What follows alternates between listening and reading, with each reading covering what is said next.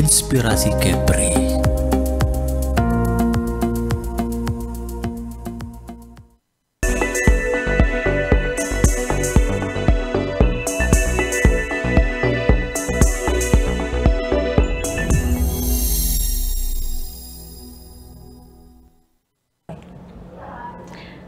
Assalamualaikum warahmatullahi wabarakatuh. Salam sejahtera pemirsa, semoga pemirsa dalam keadaan sehat dan juga berbahagia. Di sini dengan saya Rinjani yang akan menemani Anda dalam UIB EduTalk pada hari ini. Dan di episode kali ini kita akan membawakan tema yang sangat relate dengan Gen Z, yaitu kata Gen Z tentang kesehatan mental di dunia kerja modern, yang dimana akhir-akhir ini banyak sekali isu-isu Gen Z yang kerja ya di era modern gitu ya.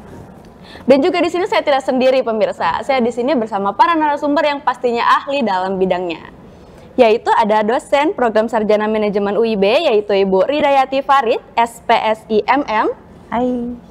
Dan juga salah satu alumni Universitas Internasional Batam, yaitu Thomas Saputra ST. Dan juga salah satu mahasiswa Universitas Internasional, yaitu Sindili. Boleh mungkin sapa pemirsa, Ibu? Iya. Halo, selamat sore. Baiklah, di sini kita akan membicarakan tentang Gen Z, Bu ya, gitu. Boleh kalau boleh tahu Ibu, mungkin dan kakaknya, abangnya dari Gen apa gitu? Kalau saya sih udah pasti dari Gen Z. Gen Z, oke. Gen Z ya. Kalau saya Gen Y nih. Gen Y gitu. Kan ada baby boomer, ada Gen Y ya. Oh iya, ada baby boomer. Oke, baik. Nah, di sini kita akan membahas lebih ke dunia kerja gitu. Karena di sini kalau di media sosial gitu ya, banyak sekali Gen Z yang mereka tuh mensangkut pautkan dunia kerja mereka dengan kesehatan mental mereka gitu. Kalau dari Ibu ada pendapat mengenai itu? Ya. Gimana gitu? Kalau Gen Z itu ya, itu generasi yang menurut banyak literatur yang mengatakan bahwa Gen Z itu salah satu positifnya adalah mereka melek teknologi. Ya kan? Jadi tentu kalau kita bicara teknologi, akses informasinya banyak. Nah, karena itu mereka sangat awareness mereka terhadap kesehatan mental itu sangat tinggi. Jadi Gen Z itu positifnya adalah mereka informasi yang mereka dapatkan itu lebih cepat, lebih masif ketimbang yang zaman sebelumnya. Nah, ini menjadi hal positif ya sebenarnya buat mereka, betul. Gitu. Karena kalau udah dapat info jadi aware, itu kan bagus ya. Gitu, gitu. Jadi update gitu ya, Bu ya. Betul. Jadi update. Kalau dari Kak Cindy atau Bang Thomas? Kalau misalnya dari saya ya, menurut saya Gen Z itu memang dia tuh tumbuh di era yang dimana teknologi itu sangat berkembang, jadi itu sangat adaptif dengan teknologi. Jadi otomatis kita itu dalam mendapatkan informasi itu sangat cepat, termasuk juga mengenai sharing-sharing mengenai mengenai kesehatan mental gitu di media sosial itu banyak banget memang. Oke, baik. Kalau dari abangnya sendiri nih? Kalau dari saya sendiri mengenai Gen Z yang tentu saja mungkin pada saat ini banyak isu tentang kesehatan mental itu pasti, dan betul yang dikatakan oleh teman saya tadi, bahwasanya teknologi juga sangat berpengaruh dalam proses mencerna informasi dan lain sebagainya. Dan untuk kesehatan mental sendiri itu tergantung dari pribadinya masing-masing, bagaimana cara menyikapi dan cara mencerna dari informasi yang sudah diterima. Kurang lebih begitu. Oke, baik. Berarti tergantung di masing-masing ya, Bu ya, bagaimana cara menanggapi dan juga menghadapi perubahan itu sendiri. Nah, karena Gen Z dikenal dengan generasi yang sangat terbuka terhadap perubahan itu. Bagaimana pendapat Anda melihat ketahanan mental Gen Z dalam menghadapi tuntutan dunia kerja yang terus berkembang gitu? Mungkin dari Ibunya boleh. Oke. Jadi kan Gen Z ini sebenarnya tantangan di dunia kerja itu punya generasi sebelumnya. Jadi generasi sebelumnya itu sifatnya lebih stabil, lebih terstruktur, tersistematis gitu, dimana segala sesuatu itu ada pattern yang sudah diikutin. Ya kan? Tapi Gen Z ini karena akses informasinya cepat, perubahan itu sangat cepat, sehingga mereka lebih adaptif. Nah, ini yang membuat mereka itu cenderung cepat mengambil sikap. gitu. baik. Nah makanya kalau kita perhatikan kan Gen Z itu cenderung lebih bisa vokal ya. Iya. Hal apapun itu lebih cepat vokal ketimbang orang zaman sebelumnya. Kayak generasi saya nih, mau vokal itu kita bisa vokal tapi kita lihat-lihat sikon. Nah kalau Gen Z itu kan langsung speak up tipenya. Betul. Nah ini yang satu sisi sebenarnya ada sisi positifnya, tapi juga bagi perusahaan ini menjadi satu potensi ada kecenderungan sebagai catatan penting nih untuk mengantisipasi hal-hal yang mungkin sudah di luar jalur gitu, sehingga sebenarnya kelebihan dan kekurangan ini kayak dua sisi mata uang ya, yang saling nempel nih. Betul. Ya, tapi ya itulah Gen Z gitu yang kita lihat saat ini kondisinya. Nah, karena ada tuntutan yang besar ini, mereka sehingga kayak ada rasa di mana mereka kayak ada kekhawatiran, kecemasan. Ini mereka bisa memenuhi nggak ekspektasi itu, ya kan? Karena ada ekspektasi yang dia segampang lihat. Apalagi kalau kita lihat ya Gen Z ini butuh validasi juga kan. Kan? Jadi kan waduh nanti udah ngelihat temennya udah pencapaiannya ke sana dia belum yang dia mau share gitu ya ke media sosial ya kan. Nah hal-hal itu jadi ini yang mengganggu kesehatan mental mereka jadinya. Gitu. Kadang mereka merasa left out gitu ya Bu ya. Iya kayak kok aku belum gitu. Aku belum kayak kok dia udah gitu. Karena ekspektasi yang ditanemin itu kadang karena mereka sendiri, karena melihat informasi yang mereka nggak saring, Nah, seperti itu kira-kira. Kalau dari Cindy, melanjutkan nih yang dibilang sama Bu Rida mengenai validasi ya. Kalau misalnya untuk validasi itu biasanya yang kita kenal di Gen Z ini fear of missing out, FOMO. Betul. Kita tahu nih, nanti kita bisa lihat tuh 18 tahun pencapaiannya tuh udah magang di negara mana aja, udah volunteer kemana aja. Nah ini tuh yang membuat kita itu bermain sosial media itu tidak menyaring informasinya. Seharusnya sosial medianya itu harus bersifat sebagai inspirasi, bukan sebagai validasi. Gitu. Baik. Boleh kalau dari Bang Thomas bagaimana? Kalau dari saya pribadi sebagai mungkin orang yang pernah bekerja sama dengan Bu Rida juga di bawah arahan dari Bu Rida lah intinya. Jadi tentu yang paling saya takutkan dulu adalah sesuai dengan apa yang dikatakan sama Bu Rida tadi adalah ekspektasi. Jadi ketika saya interview pertama kali dengan Bu Rida gitu ya, kamu bisa apa? Oh saya bisa A, B, C. Tapi di sisi lain ketika sudah dipraktekkan, saya nggak tahu nih apakah Bu Rida sebagai atasan saya itu menerima gitu ya hasil dari apa yang sudah saya kerjakan sesuai dengan ekspektasi dari seorang atasan gitu. Jadi menurut saya pribadi sebagai Gen Z, baik di tempat manapun kita bekerja, pasti yang kita aware gitu ya, yang kita takutkan adalah ekspektasi dari atasan kita, apakah memenuhi atau tidak. Karena ya sebagai mungkin orang yang baru pertama kali masuk ke dalam dunia kerja ataupun baru masuk ke dalam lingkungan yang baru, kita perlu adaptasi, kita perlu belajar, dan kita perlu menyesuaikan diri. Kurang lebih seperti itu. Betul. Baik, kalau misalnya bisa dirangkum berarti ya karena banyaknya Gen Z itu mereka mungkin lebih banyak bermain sosial media ya, lebih update gitu. Makanya kalau misalkan nanti saya si A dan saya melihat si B, oh dia udah 18 tahun udah kesini gitu. Oh saya FOMO gitu ya. Saya FOMO, oh saya juga pengen kesini gitu. Kadang itu ada sisi positif dan negatif ya Bu ya. Yang pertama positifnya itu mungkin kita menjadikan itu motivasi gitu ya, inspirasi seperti yang tadi Cindy sama Bang Thomas bilang itu menjadi inspirasi gitu ya. Tapi kalau misalnya dari negatifnya mungkin dia bakal merasa left out itu sendiri, FOMO itu sendiri, seperti itu. Selain dari yang validasi tadi, apa saja tantangan mental yang lebih sering dihadapi oleh Gen Z ketika memasuki dunia kerja? Dan bagaimana hal tersebut berbeda dengan generasi sebelumnya? Mungkin dari Bu Rida nih, gitu Bu. Oke, kalau trennya Gen Z ini sekarang itu cenderungnya anak-anak generasi sekarang itu pengennya serba cepat. Karena sangat cepat tadi informasi didapatkan, jadi bawaannya pengen cepat sehingga ada kecenderungan nggak sabar dalam proses itu.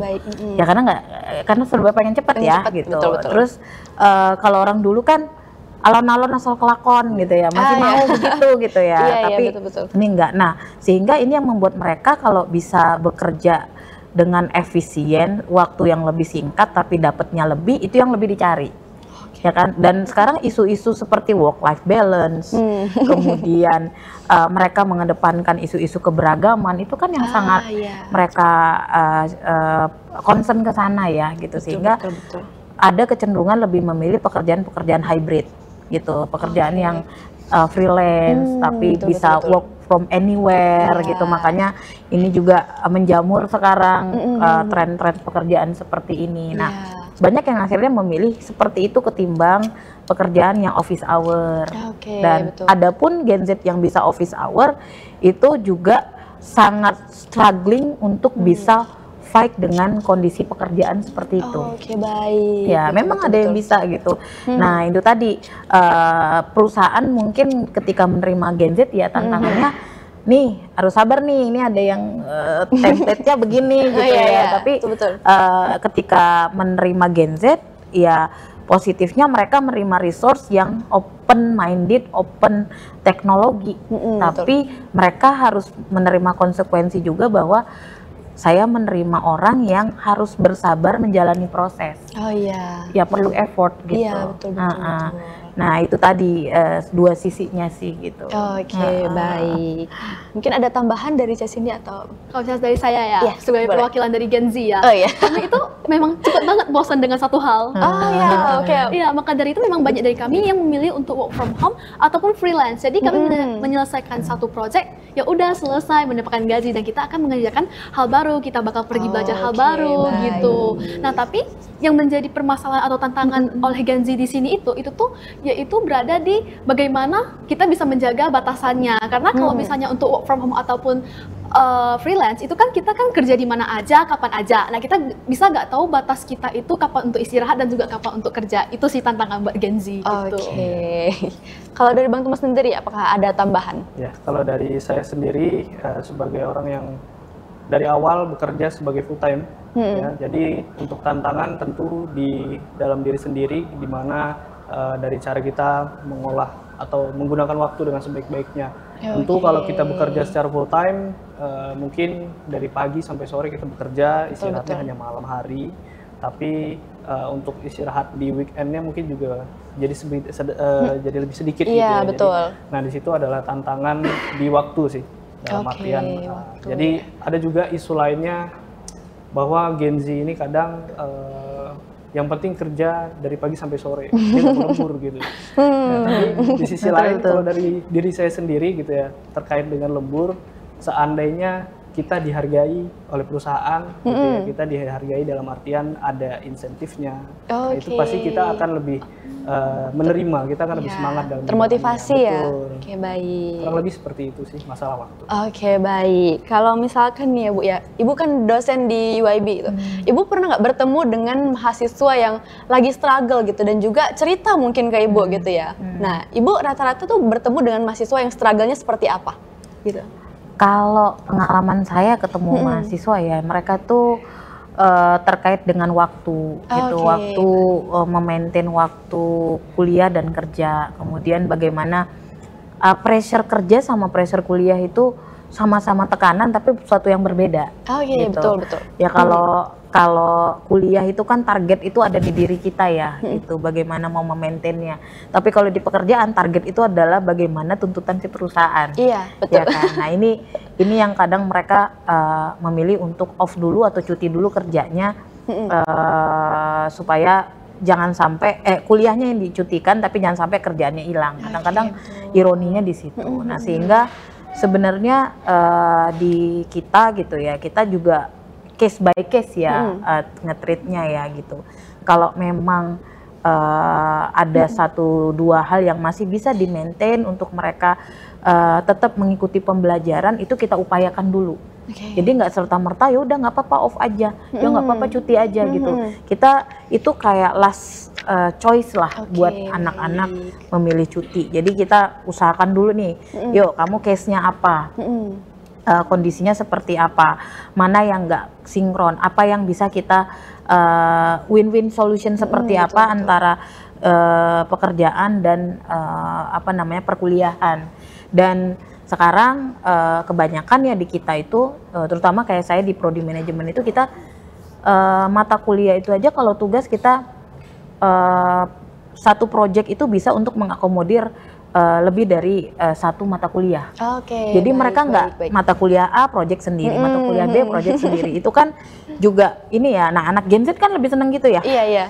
Yang kalau bisa satu tapi dapat 3 pulau terlampaui kan itu lebih enak ya. Bener nggak Gen Z ya? Benar ya. Jadi lebih cepat ya. Karena kan Gen Z itu hitungannya gue dapat apa nih, untungnya apa, ruginya apa ya kan? Untung Bener gitu banget. hitungan untung gitu kenceng sama anak Gen Z loh. Gitu. Jadi sehingga ini pun menjadi evaluasi kita di kampus gitu. Oh iya, ini kenapa nggak satu project kita bisa mengakomodir 4 mata kuliah, tapi masing-masing punya rubrik penilaian beda-beda. Nah, ini kan cara kita mau win-win solution. Iya, betul gitu. betul. Sehingga yang Gen Z pada pekerja ini nggak stressful gitu. Benar. Mengurangi pressure-nya lah. Gitu. Baik. Ya, coba pasti seneng deh kalau misalnya 1 dapat 4 gitu, lebih seneng kan? Iya, gitu, benar gitu juga kira-kira gitu. ya. Karena banyak sekarang itu Gen Z tuh yang karena udah sibuk tentang kerjaan gitu, mereka sibuk tentang kuliah lagi, wah gimana gitu ya. Jadi dan mungkin hasil perkuliahan itu juga sekarang banyak kita bisa jadiin itu portofolio mereka. betul. Kayak betul. ya sedikit tadi mungkin ya Thomas bilang di awal kamu bisa apa waktu saya interview. Ketika saya tanya kamu bisa apa, yang dia kasih apa? Link Instagram portofolio dia. Iya. Ya kan? Ini kata dia. Saya langsung saya langsung tag dia, kamu jangan di hiring siapa-siapa, kamu saya tag, saya bilang gitu. Iya. Nah, itu kan artinya apapun project yang pernah kita kerjakan, kalau kita meletakkan itu di satu sosial media yang kemudian jadi jejak digital yang gampang diakses oleh perusahaan, itu menjadi nilai kita. Betul. Sehingga perkuliahan pun ada project, misalnya apapun jurusannya, Thomas sipil, ini jurusan apa? Ilmu hukum. Itu kan jadi portofolio. Betul. Akhirnya, gitu. Iya. Gitu kira-kira. Oke, karena sekarang kalau misalkan Gen Z itu mungkin dulu zaman ibu mungkin CV gitu ya, portofolionya dijelasin di CV. Udah gitu di akhir. Kan? Kalau misalkan sekarang mungkin bisa dilihat sendiri di Instagram, mungkin LinkedIn, betul seperti itu ya. Kalau misalkan dari Cindy atau Bang Thomas, apa ada tambahan? sama sih seperti sama ya, sependapat gitu. ya. Sependapat. Oke. Masalah waktu ya gitu. Karena mungkin dari Gen Z sendiri mungkin bisa belajar cara untuk memanage waktu ya Bu ya. Untuk masalah kerjaan, masalah kuliah seperti itu. Karena sangat disayangkan ya Bu ya kalau misalnya mereka tuh sampai berhenti kuliah. Iya, sayang banget kalau misalnya cuman sampai segitu aja gitu. Karena Gen Z itu sekarang tuh zaman serba digital. Betul. Nah, usia generasi seperti saya itu mungkin bisa aja tetap mau melek teknologi, tapi kecepatan untuk tanggap dengan teknologi itu tidak secepat Gen Z. Kita harus akuin itu nih, generasi Y ya, baby boomer pun itu akan mengakui ini gitu, bahwa kecepatan mereka lebih dari kita gitu. Nah, karena itu ini positif yang mereka harus pegang gitu. Karena perusahaan pasti juga pengen cepat orang yang tanggap dengan teknologi. Betul. Kan? Gitu. Jadi jangan ngerasa Gen Z itu ada istilah lagi apa generasi strawberry atau apapun. Ya, sandwich kayak melemahkan sebenarnya menurut saya. Iya. Kalau kita pakai itu, dan sayangnya kalau nggak difilter itu jadi pelemahan mental itu. Betul. Oke, baik. Dan juga selanjutnya, semakin berkembangnya teknologi ya Bu ya, dan pekerjaan jarak jauh. Bagaimana Gen Z menghadapi tekanan untuk selalu terhubung dan produktif, terutama dalam lingkungan kerja yang fleksibel? Gitu. Boleh? Dari siapa dulu nih? Silakan nih yang generasinya dulu dah. Oke. Silakan. Boleh speak up. Kalau misalnya untuk soal selalu terhubung ini ya, nah soal selalu terhubung itu kadang nih kita lagi cuti ataupun kita udah bukan jam kerja nih, kita di email, di chat untuk menyelesaikan kerjaan. Nah, perbedaan Gen Z sama Gen yang lainnya itu, kami kalau misalnya udah jam 5, kami pulang, kami gak akan melihat HP lagi. Iya, jadi kami tidak akan melihat lagi. Nah, tapi kalau misalnya soal urgent sampai ditelepon kan, nah mau gak mau kita harus membuka laptop untuk mengerjakannya. Nah, tapi ada juga nih Gen Z yang dia itu ikuti flow perusahaannya. Perusahaannya tuh suka yang lembur ataupun suka yang memang suka mengganggu di luar jam kerja, waktu hari cuti, dia tetap kerjain gitu. Tapi inilah yang kita, kalau misalnya saya dari sisi hukum ya, otomatis kita itu mikir, jadi penghitungan lembur saya gimana ya? Kan saya lemburnya nggak di kantor, saya lemburnya itu kan di rumah, itu sih. Oke. Kalau dari saya terkait dengan ya terhubung seperti yang disampaikan oleh Cindy tadi, memang banyak sih fenomena yang ketika di luar jam kerja stop, saya nggak mau bales apa-apa lagi gitu ya. Tapi di sisi lain mungkin termasuk saya pribadi gitu ya, dan saya yakin juga di luar sana juga pasti ada orang yang seperti itu, dimana kita kan sebagai pekerja di dalam suatu perusahaan, kita juga pengen dilihat sebagai orang yang baik, yang mengikuti alur dari perusahaan itu seperti apa. Jadi ada beberapa case yang mungkin urgent ataupun yang bisa kita tanggapi, bisa kita balas, ya pasti kita akan balas karena sesuai dengan tanggung jawab yang kita dapatkan juga gitu ya. Jadi kita dapat kepercayaan dari atasan juga senang sama kita. Kurang lebih kayak gitu.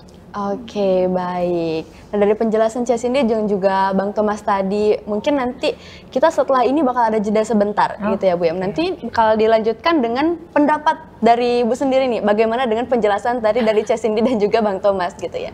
Jangan kemana-mana pemirsa, tetap di UIB EduTalk, menginspirasi masa depan Anda.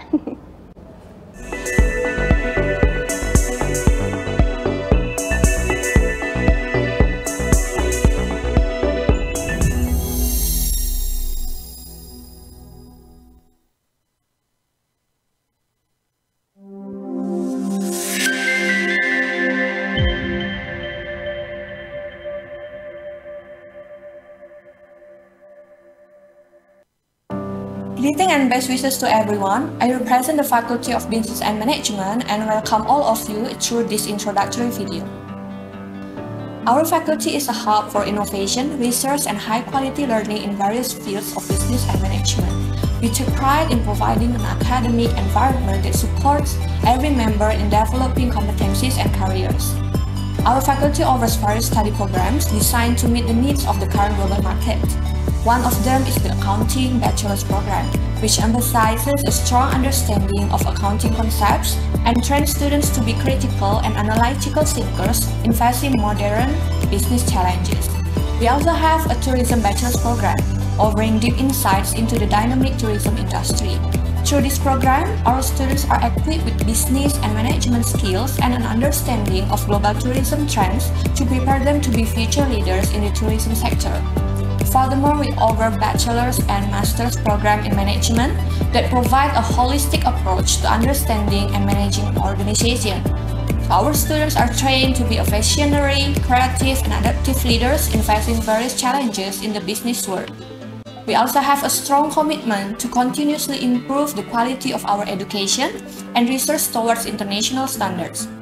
We strive to develop relevant curricula aligned with industry needs, enhance teaching quality, and engage students and partners from both domestic and international in meaningful learning projects and collaboration in both research and community services.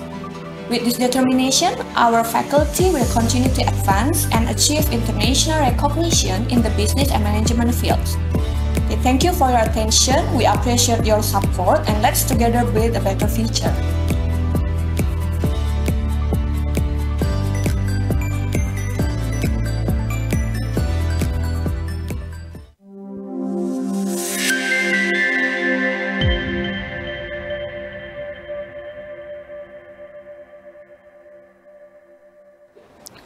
Salam sejahtera dan selamat datang di Fakultas Hukum Universitas Internasional Batam. Fakultas Hukum Universitas Internasional Batam memasuki tahun 2024 telah berusia 24 tahun. Saat ini kami memiliki dua program studi yang berakreditasi A, yaitu program Sarjana Hukum dan program Magister Hukum. Keunggulan kami tidak terlepas dari dedikasi yang tinggi dari para dosen, keseriusan mahasiswa dalam mengikuti proses pembelajaran, serta dukungan dari alumni Fakultas Hukum Universitas Internasional Batam.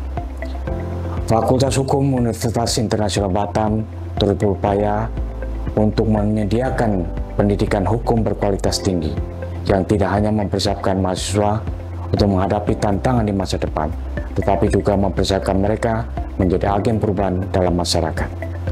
Kami bersyukur menjadi fakultas favorit di Universitas Internasional Batam. Dan ini tidak terlepas dari dedikasi serta kompetensi tenaga pengajar kami. Mereka bukan hanya ahli dalam bidang pendidikan, tetapi aktif dalam penelitian yang membawa kontribusi signifikan bagi perkembangan ilmu hukum. Metode pembelajaran kami terapkan tidak hanya informatif, namun juga interaktif, dan selalu memastikan setiap mahasiswa kami terlibat penuh dalam proses pembelajaran. Selain menjadi pusat pendidikan yang unggul, Fakultas Hukum kami juga mendedikasikan diri untuk memberikan kontribusi nyata dalam pemberdayaan masyarakat melalui kegiatan pengabdian. Kami percaya bahwa melalui integritas ilmu hukum yang praktek nyata akan dapat membangun masyarakat yang lebih adil dan berkeadilan. Dengan bangga, saya selaku Dekan Fakultas Hukum mengundang Bapak Ibu dan adik-adik calon mahasiswa untuk bergabung dengan Fakultas Hukum Universitas Internasional Batam sebagai tempat yang tepat untuk mengikuti ilmu dan meningkatkan kualitas diri demi masa depan yang cemerlang. Bersama, mari kita ciptakan masa depan yang cerah dan berdaya saing. Terima kasih atas perhatian dan dukungannya. Salam sejahtera bagi kita semua.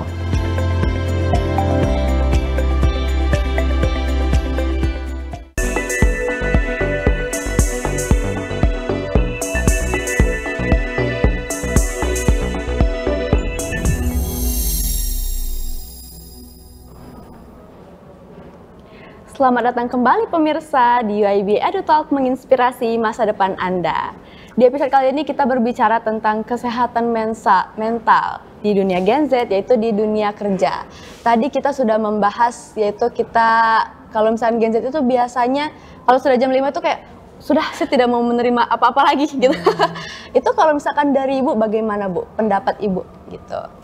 Ya, tadi ya saya sempat singgung bahwa Gen Z ini tuh concern mental health, work-life balance gitu. Tapi ini sebenarnya hal positif yang sebenarnya bisa dikendalikan juga kok ketika mereka sadar dengan tanggung jawab. Kayak tadi kata Thomas kan, untuk hal-hal tertentu tetap direspon gitu. Artinya kesadaran itu tidak hanya tentang, jadi kesehatan mental itu tidak hanya tentang bagaimana dia mendapatkan haknya sebebas-bebasnya, tapi dia juga menjalankan tanggung jawabnya dengan tepat gitu. Nah, ini yang menjadi satu hal yang harus diasah oleh Gen Z sebenarnya gitu, bahwa dunia profesional kerja, mau dia bekerja sebagai karyawan ataupun dia sebagai pemilik usaha ya, sebagai pelaku usaha, dia pasti diminta tanggung jawab. Nah, tanggung jawab ini yang membuat dia harus sadar bahwa apa yang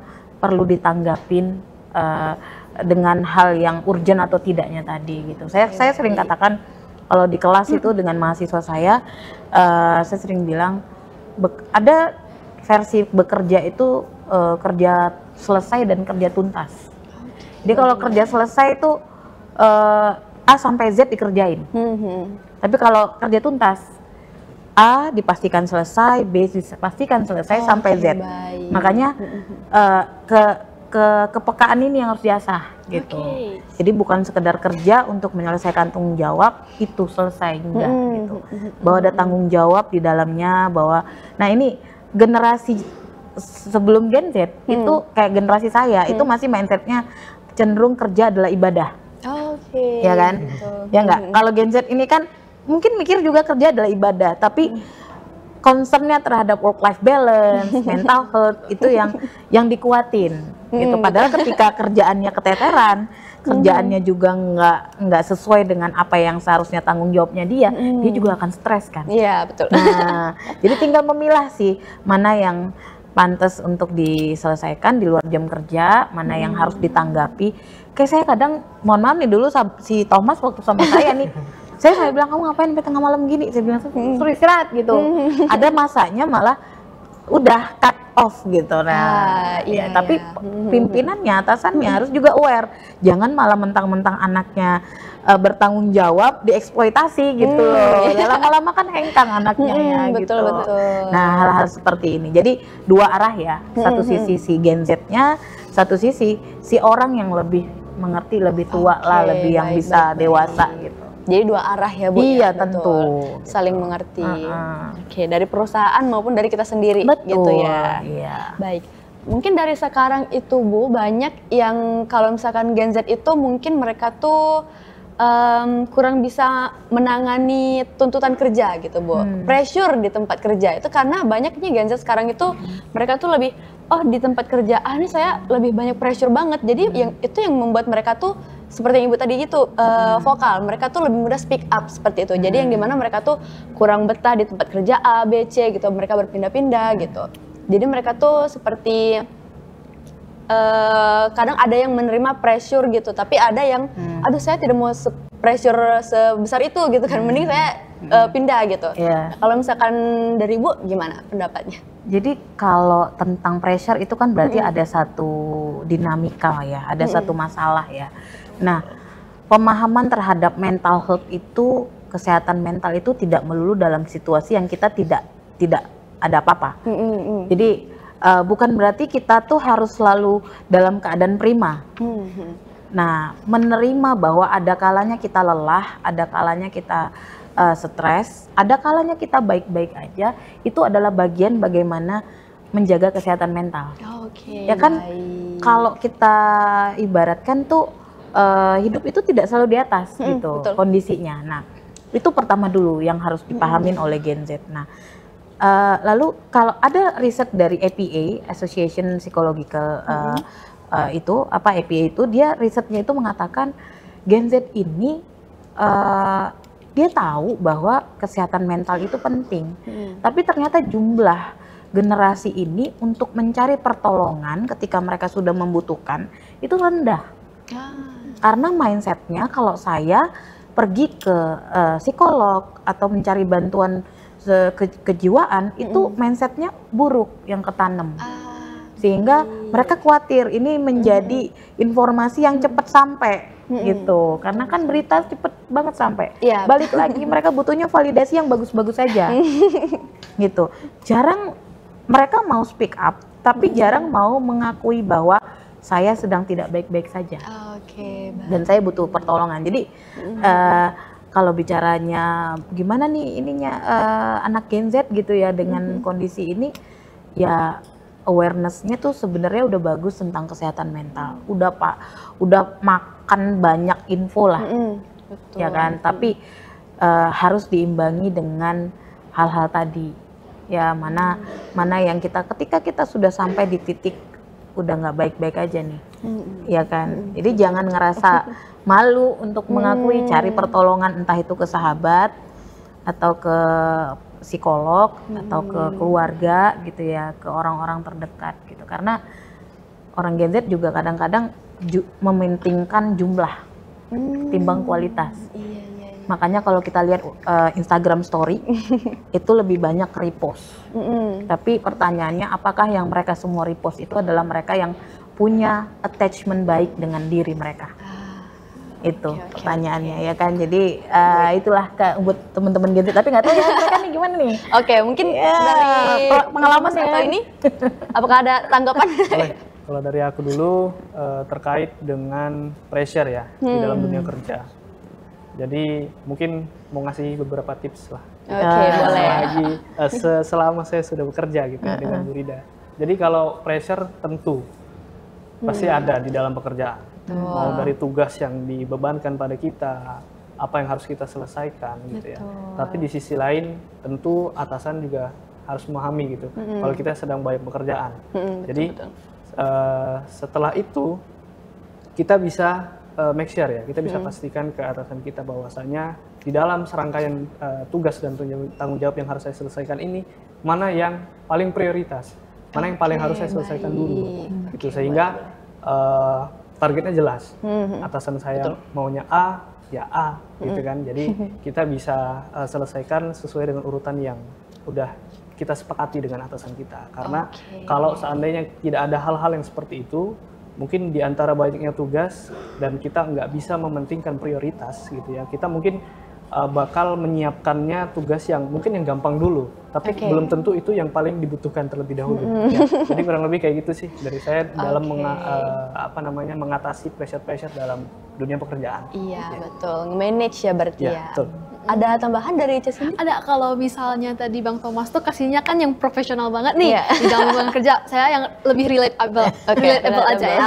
Nah, jadi kalau misalnya Gen Z itu kan kadang tuh kita ekspektasi atas satu kita tuh kadang tinggi. Jadi kita tuh berlomba-lomba untuk performa yang sangat baik.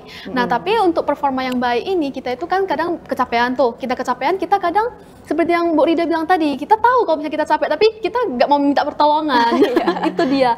Nah, kalau misalnya nih, kalau kita nggak mau minta pertolongan, sebenarnya ada juga cara yang paling, menurut saya yang paling mantap, yang paling kena gitu ya. Itu tuh, yaitu kita self healing. Jadi kita bisa dari komunitas kita tuh maksudnya tuh dari sisi teman ataupun keluarga, ataupun kita bisa berdiam aja sendiri di rumah. Baik. Iya, kayak kalau misalnya kita kerja tuh kan capek banget ya dari pagi sampai sore. Belum lagi kalau misalnya kita itu mahasiswa, kuliah sambil kerja. Nah, jadi kalau misalnya weekend itu memang bisa nih tips buat teman-teman ya, kalau misalnya emang stres, sehari aja itu teman-teman pegang HP, lakuin hal yang suka kalian, lakuin hobi kalian, ataupun kalian bisa tidur untuk recharging. Nah, itu benar-benar tips yang sangat-sangat bermanfaat. Saya udah sering juga sharing ke teman-teman saya yang sering burn out gitu ya, kalau misalnya kata-kata sekarang kan.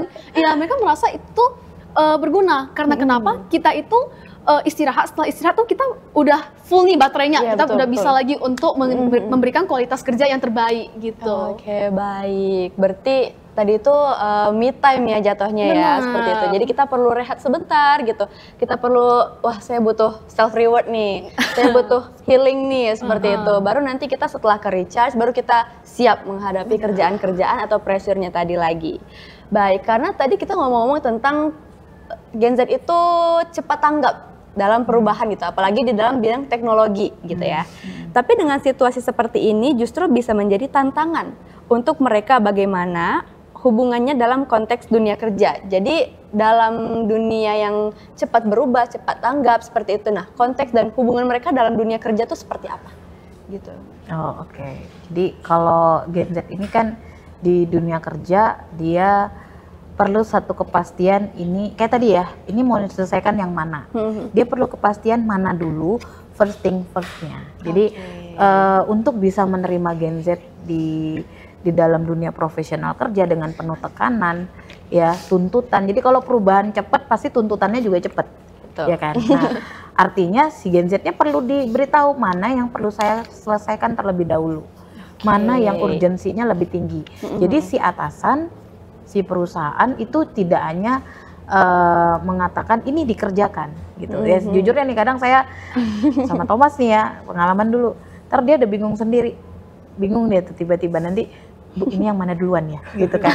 Oh iya, itu tuh saya sadar bahwa, oh iya ini yang saya hadapin ini Gen Z gitu. Dan emang saya jadi belajar gitu. Nah, artinya kalau di dunia kerja, si atasan pun perlu ada ruang untuk membuat Gen Z mengerti bahwa perusahaan punya pencapaian, punya target, tapi juga target ini mana yang perlu disegerakan, mana yang urutan selanjutnya, lantas bagaimana mengapresiasi mereka. Itu satu kalau di dunia kerja ya. Dan kemudian ada pilihan pekerjaan baru yang bisa dilakukan. Jadi perusahaan-perusahaan sekarang banyak yang membuat konsep hybrid. Ada juga beberapa pekerjaan yang dialihkan untuk resource yang tidak perlu hubungan industri, kan? Kalau hubungan industri itu kan berarti kan di hiring, dia punya status kepegawaian, karyawan, kayak gitu-gitu ya, di entah konteksnya dia kontrak ataupun karyawan tetap ya. Tapi ada juga yang beberapa pekerjaan ini nggak perlu resource yang mereka harus hiring tetap. Jadi ini by project saja. Nah, ini menjadi pilihan yang saat ini bisa dimanfaatkan oleh anak-anak Gen Z. Sehingga saya tuh suka salut ya sama anak Gen Z sebenarnya. Saya pernah bimbingin mahasiswa itu, mahasiswa saya itu dia bisa di 2-3 perusahaan sekali running. Dan itu remote job tiga-tiganya. Jadi kan sebenarnya kalau bicara cuan ya gitu kan, anak Gen Z ini bisa banyak duit sebenarnya gitu ya. Ya kan, tapi itu tadi pengelolaannya ya. Nah, ironinya kalau misalnya pekerjaannya semuanya diborong yang anywhere, anytime dikerjakan, justru yang tadinya mau work life balance itu mereka keteteran, ya kan? Betul. Kok jamnya orang istirahat dia kerja, jamnya, jadi ada perubahan siklus hidup yang nggak sama. Nah ini juga yang memancing akhirnya stres baru di generasi ini kalau mereka kebablasan ngeborong semua yang tidak sesuai dengan time circle pekerjaan yang normal gitu ya. Nah ini yang harus hati-hati sih kali ya menurut saya di dunia Gen Z ya gitu. Gitu kira-kira. Mungkin ada tambahan dari Cez Cindy atau Bang Thomas?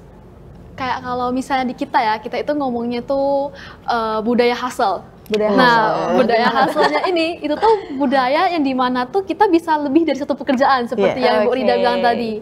Nah, kita itu sering banget, nah bicara lagi nih, balik lagi ke topik kita yang sebelumnya itu media sosial ya. Kita sering banget nih lihat, loh kok dia bisa ya sampai punya 2 pekerjaan, FOMO nih pengen ikut lagi gitu. Itulah yang menjadi tantangan kita itu dimana kita tuh beradaptasi dengan perubahan yang cepat itu. Padahal seharusnya masing-masing orang itu mereka ada timeline masing-masing.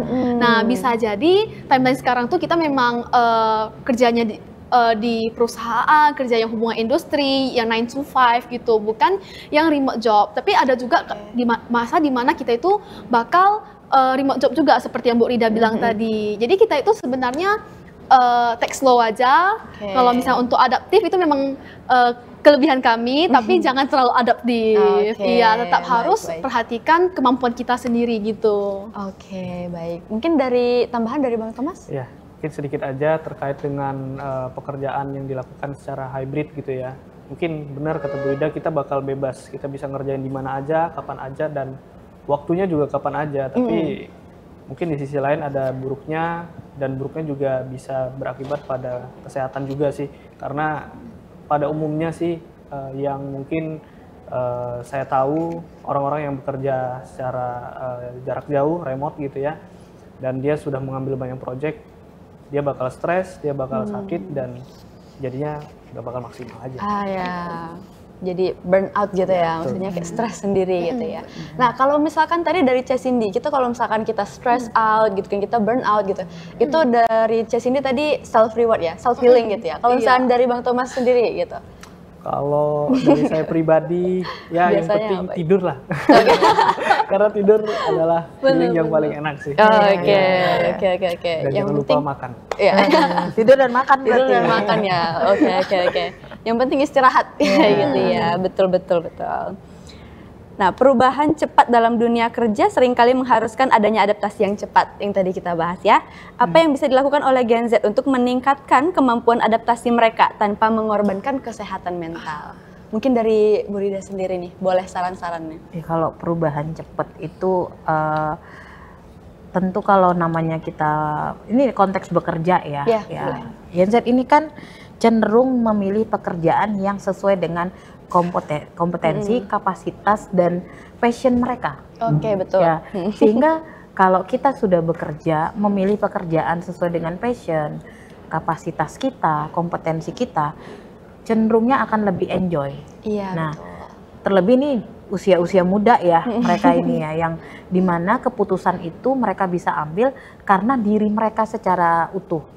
Ya kalau udah kayak saya gini kan mengambil keputusan itu kan bukan hanya karena diri saya, tapi apa yang melekat pada diri saya, ya kan, misalnya anak-anak. Nah, namun itu positif yang bisa memaintain kesehatan mental mereka. Nah, catatannya adalah ketika mereka bekerja, mereka juga harus paham bahwa sekalipun mereka adalah generasi yang adaptif, cepat menerima perubahan, tapi mereka harus paham bahwa segala sesuatu butuh proses. Betul. Ya, mengasah diri bahwa segala sesuatu butuh proses itu adalah mengasah tentang arti sabar. Betul. Ya kan. Nah, sehingga sebaik apapun, sejago apapun kita mengerjakan sesuatu, kalau kita tidak menempa diri kita untuk tahan dengan proses, itu akan sesuatu yang tidak akan mendukung kita untuk unggul. Baik. Makanya sekarang tuh sering yang dikenal itu skill set. Jadi bukan cuma hard skill, Oke. tapi juga soft skill. Nah, soft skill itu Betul. kalau kita lihat ya, ini kebetulan saya kan kemarin di bagian yang menilai apa namanya, melacak alumni ya Oke, gitu. Jadi baik. salah satu yang dinilai adalah bagaimana ketahanannya mereka, bagaimana kemampuan mereka di lapangan, kemampuan mengembangkan diri, kemampuan bertahan. Nah, itu yang dinilai. Nah, ketika dia nggak bersabar dalam proses, itu yang membuat mereka ternyata perusahaan jadinya ragu untuk meneruskan menggunakan mereka gitu. Sementara betul. pada akhirnya pekerjaan ini juga dibutuhkan kan, betul. gitu. Nah, artinya buat Gen Z sih ya gitu, kesadaran bahwa secepat apapun zaman, secepat apapun, seadaptif apapun tuntutan yang harus dipenuhi dengan segala perubahan, tapi semua butuh proses. Dan nggak apa-apa kalau prosesnya berbeda dengan orang lain. Nah, ini Sedikit kuncinya, tersentuh ya. kan? Nggak apa-apa untuk berbeda dengan orang lain, karena dunia itu bukan tentang perlombaan saya paling cepat. Benar. Ya nggak sih? Kalau kita Betul, berlomba siapa yang paling cepat, yang ada kitanya aja, kita yang fail. Ketinggalan. Iya, gitu paling ya. Tidak boleh membandingkan kita dengan orang lain, tapi bandingkan kita dengan diri kita yang lalu. Nah, kalau tadi self healing, Betul. love yourself first. Benar. Ya. Ya. Sadar akan diri kita sendiri ya. gitu. Dan sebagai Gen Z juga, jadi mendapatkan atasan yang sangat baik hati itu adalah suatu hal yang harus disyukuri gitu ya. Jadi dalam kita berproses gitu, ketika atasan kita bisa menerima, bisa memahami, itu kita bakal senang sih. Berarti itu catatannya komennya ke atasan tuh ya. Oke, baik. Percakapan kita udah makin sini makin seru ya gitu ya, makin relate ya gitu ya. Nah, setelah jeda yang satu ini kita bakal membahas lebih dalam lagi gitu ya pemirsa, tentang kesehatan mental, bagaimana cara menanggapinya, seperti itu. Jangan kemana-mana, tetap di UIB Edu Talk.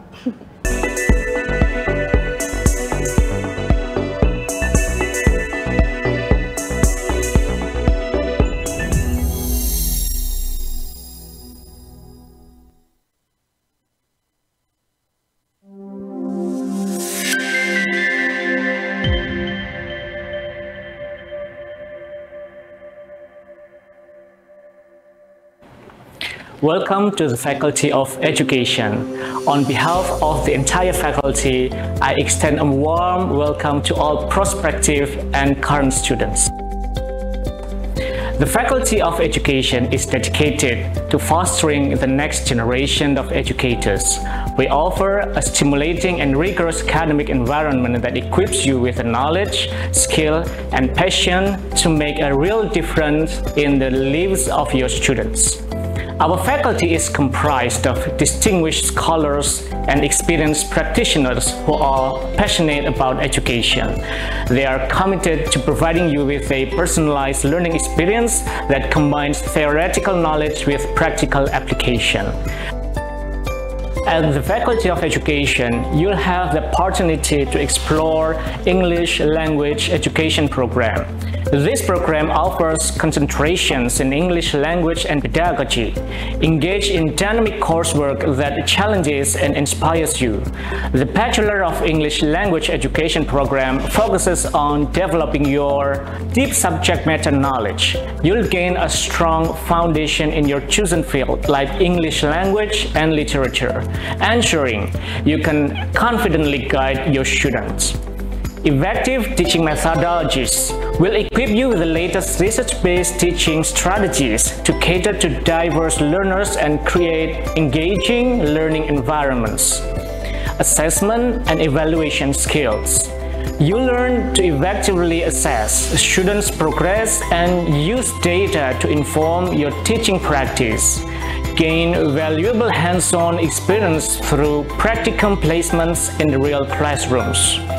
Collaborate with a diverse and supportive learning community surrounded by fellow students who share your passion for education. We believe that education is the cornerstone of a thriving society. We are committed to preparing you to become effective and innovative educators who can shape the future. Whatever you are just starting your educational journey or looking to further your professional development, the Faculty of Education has something to offer you. I encourage you to explore our website and programs to learn more about how we can help you achieve your educational goals, including success in our Bachelor of English Language Education program.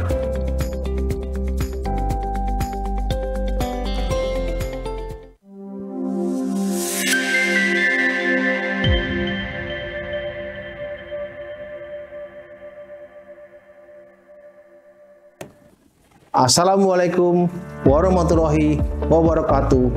Salam sejahtera bagi kita semua. Shalom, Om Swastiastu, Namo Buddhaya, salam kebajikan. Ladies and gentlemen, warm greetings from all our academic community of Computer Science, Universitas Internasional Batam. First, let us express our gratitude to the Almighty God who always blesses us at this moment, and may we all always be blessed with health and happiness. Harum semerbak si bunga raya, di depan halaman tumbuh beribu. Kita yakin dan percaya kita hebat dengan dukungan Bapak dan Ibu. In accordance with our vision of becoming an internationally reputable faculty in producing graduates and advancing science, technology, and the arts that empower society to respond to global challenges. Our faculty carries out the mission to implement the Tridharma of higher education for the welfare of the entire academic community. Allow me to introduce our Information System major and Information Technology major as a place to facilitate our dream on producing the future leaders.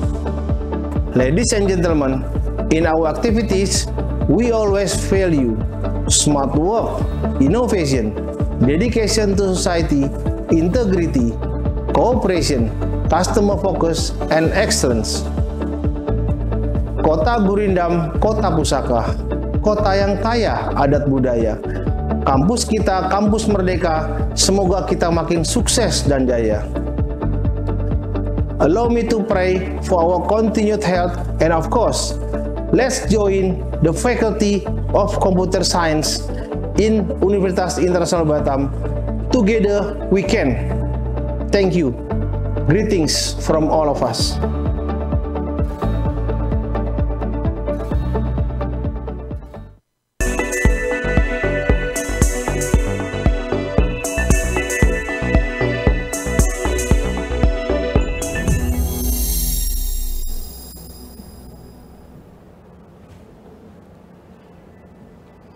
Selamat datang kembali pemirsa di UIB EduTalk menginspirasi masa depan Anda. Terima kasih kepada pemirsa yang masih setia menonton UIB EduTalk pada hari ini.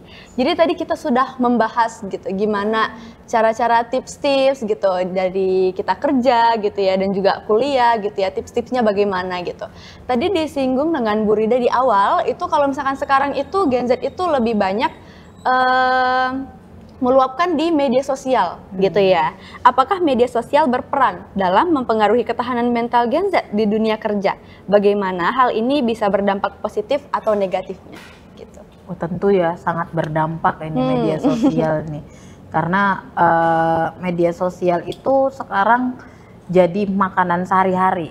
Kayaknya saya kalau lagi interview buat rekrutmen gitu ya, saya sering nanya, sehari berapa jam pakai medsos? Ini kalau katanya sih pertanyaan menjebak. Padahal saya pengen ngukur bagaimana dia menggunakan media sosial dengan produktivitas waktunya. Kemudian saya juga akan nanya followernya berapa. Oh, baik.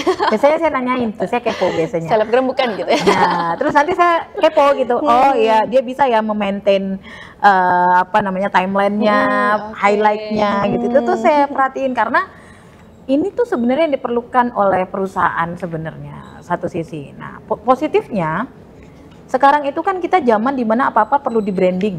benar nggak? Betul. Ya, jangan bukan cuman personal branding, tapi juga perusahaan, organisasi itu perlu nge-branding. Iya, betul. Anak Gen Z itu sangat melek soal begini.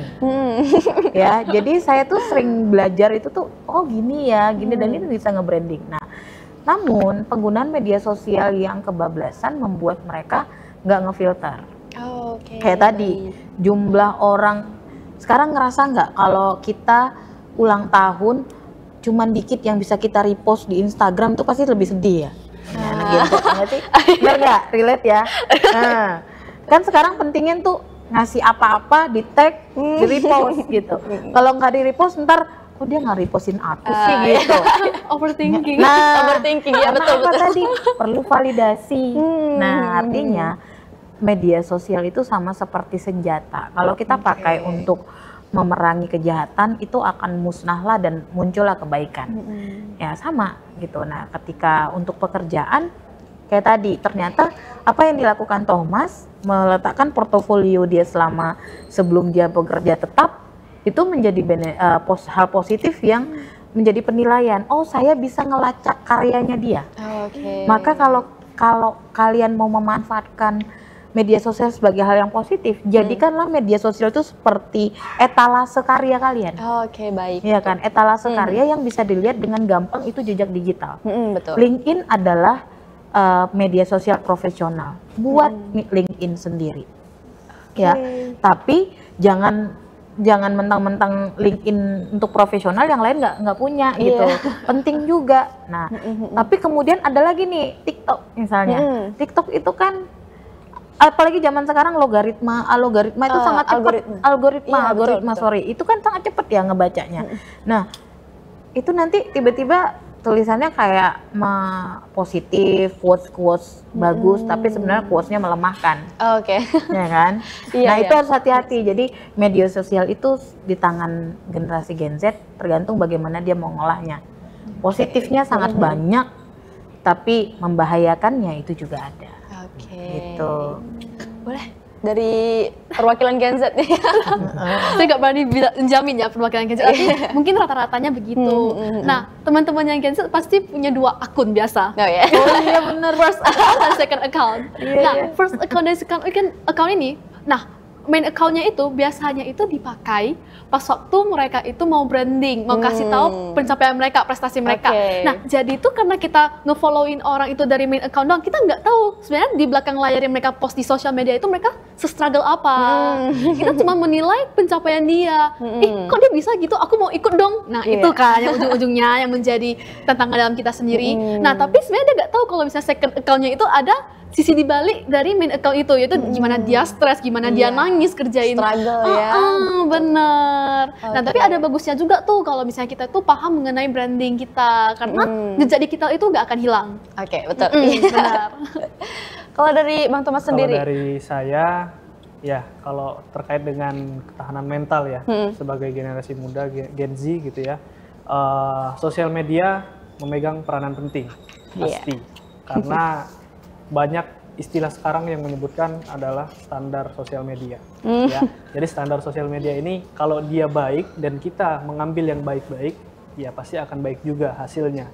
Tapi kalau yang kita lihat, yang kita pahami itu dari hal-hal yang betul kata Bu Rida melemahkan gitu ya, atau mungkin menyesatkan, nah itu juga kalau kita nggak bisa saring-saringnya, mungkin kita bakal terjerumus gitu ya, kita bakal mengambil langkah yang salah.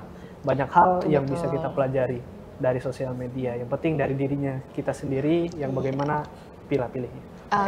Baik. Dari diri kita sendiri ya, berarti ya. Oke, untuk terakhir kalinya mungkin ada closing statement dari Bu Rida, Cak Cindy, dan juga Bang Thomas. Silakan closing statement. Mungkin dari saya dulu ya gitu. Boleh. Kalau saya sih ya kita sadari bahwa akuin ketika jadi penerimaan bahwa kita tuh bisa saja tidak baik-baik saja dan bisa saja memang kita baik-baik saja. Jadi akuin semua kondisi dulu untuk bisa menerima keadaan, untuk kemudian bisa berjalan. Kalau kita nggak bisa menerima keadaan, kita susah jalannya. Nah, terus belajar untuk yang dicari itu tenang, bukan menang, ya kan? Tapi makanya validasi apapun itu selama itu bukan untuk menenangkan, jangan dikejar. Carilah validasi untuk ketenangan, tapi bukan untuk kemenangan. Itu aja sih paling, karena Gen Z kemampuan kalian tuh luar biasa. Ya, maka kendalikan dengan cara cari ketenangan. Akuin semuanya dengan penerimaan. Gitu sih. Oke, baik. Terima kasih. Boleh selanjutnya dari Cah Cindy. Kalau misalnya saya ya, dari saya mungkin satu kalimat aja. Oke, apa tuh? Kesuksesan dalam bekerja itu nggak cuma soal material, nggak cuma soal uang, tapi juga soal kesehatan mental kita. Oke, baik. Terima kasih. Boleh selanjutnya. Oke, kalau dari saya, Gen Z itu fleksibel. Gen Z itu bebas berkarya. Gen Z itu ya santai-santai aja. Santai. Gitu. Tapi yang paling penting adalah pahami diri sendiri dan pentingnya untuk menyesuaikan diri di lingkungan sekitar. Itu aja sih. Oke, baik. Mungkin dari cerita-cerita kita tadi kita bisa merangkum ya, kalau misalkan di setiap pekerjaan pasti ada pressure-nya sendiri, pasti ada tantangan sendiri, yaitu kita bisa mulai dari diri kita sendiri.